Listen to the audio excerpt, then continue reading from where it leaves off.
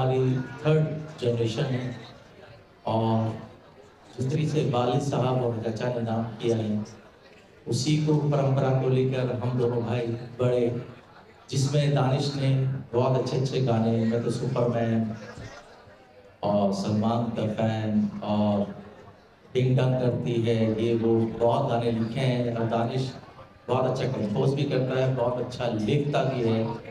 तो ये तो दानिश की रही बात। और रमेश सुहेल की मैं जितनी तारीफ करूँ उतनी कम है, क्योंकि इस जिस तरीके से काम कर रहे हैं वो काम करना एक आम बात है। जिस लेगेसी को ये लोग लेकर आए हैं, हमारे वालिद और हमारे चाचा की वॉइस को, आज से 40 साल पुरानी वॉइस, ये आप ध्यान दीजिए इस चीज़ को कि 40 साल पुरानी वॉइस, 20 साल तो डैडी को और अंकल को ऑफ हुआ है, और साबिर ब्रदर्स को 40 साल के बाद उनकी वॉइस ढूंढ के लेकर आना और अपने गाने में मर्ज करना, ये बहुत बड़े एक फ़न की बात है।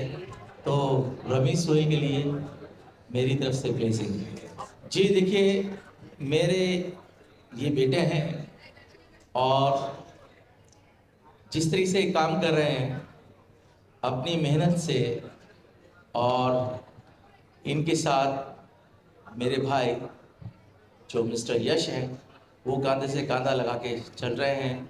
और जिस तरह से जिस लेवल से काम कर रहे हैं, रमेश सुहेल की आने वाली 2-3 मूवी हैं जो बॉलीवुड भी हैं और साउथ इंडियन मूवी में भी इन लोगों ने म्यूजिक दिया है।